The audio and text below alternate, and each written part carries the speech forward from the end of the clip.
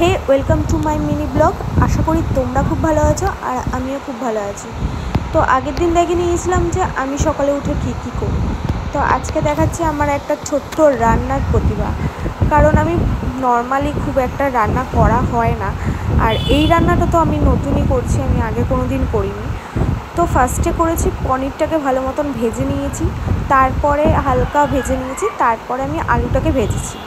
তারপরে আমি আমন্ড বাদামটাকে আমি ভিজিয়ে রেখেছিলাম, যেই আমন্ড বাদামটাকে আমি পেস্ট করে নিয়েছি। ফার্স্টে নর্মালি পেস্ট করেছি, জল দিইনি, একদম গুঁড়ো গুঁড়ো হয়ে যাওয়ার পর তারপরে আমি জল দিয়ে ওটাকে পেস্ট করেছি। মাঝে দেখতেই পেয়েছো যে আমি ক্যাপসিকামও ভেজে নিয়েছি। ক্যাপসিকামটা খুব বেশি ভাজবে না, হালকা ভাজবে।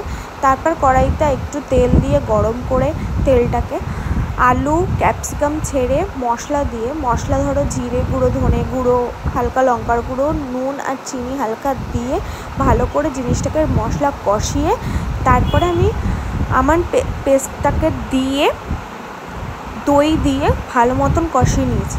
দেখো নিজেকে আবার ক্যাত মেরে দেখাচ্ছি যে আমি রান্নাটা করছি, খুব কনফিডেন্সলি দেখাচ্ছি। যদি খারাপ হয় তাহলে তো হয়েছে, যাই হোক। দেন আমি রান্নাটাকে ভালো করে কষাচ্ছি মশলাটাকে, যাতে কাঁচা মশলার গন্ধ না ছাড়ে, আর আদাও দিয়েছিলাম, যেই আদাটার যাতে গন্ধ না ছাড়ে, তাই আমি ভালো করে কষিয়ে নিচ্ছিলাম। জানি না কীরকম খেতে হবে, ফার্স্ট টাইম ট্রাই করছি। দেখো খুব কনফিউজড আমি যে কীরকম হবে, কীরকম সবাই বলবে খেতে। ফার্স্ট টাইম শ্বশুরবাড়ি, বুঝতেই পারছো, খারাপ হবে। যদি খারাপ হয় সারা দুপুরে খাওয়া গেল। দেন আমি কষানোর পর লাস্টে আমি পনিরটাকে দিয়ে আরও 15 মিনিট আমি কষিয়ে নিয়েছি। কষানোর পর আমি লাস্টে জল দিচ্ছি। ওই মাঝে কষানোর মাঝে আমি চাল ভেজানো ছিল, সেই চালটাকে আমি জল দিয়ে ধুয়ে ভালো মতন 2 বার ধুয়ে জলটাকে ছেঁকে আবার নতুনভাবে জল দিয়ে চালটাকে বসিয়ে দিয়েছি ভাতের জন্য, কারণ অনেক লেট হয়ে গেছিলো, এসে সবাই খাবে, তাই জন্য আগে তাড়াতাড়ি এই ভাতটাকে বসিয়ে দিয়েছিলাম। আশা করি তোমাদের রান্নাটা ভালো লাগবে। হয়তো ডিটেলসে আমি দেখাতে পারিনি, কারণ নিজের হাতে ক্যামেরা ধরে নিজে করাটা কতটা টাফ সেটা সবাই জানে।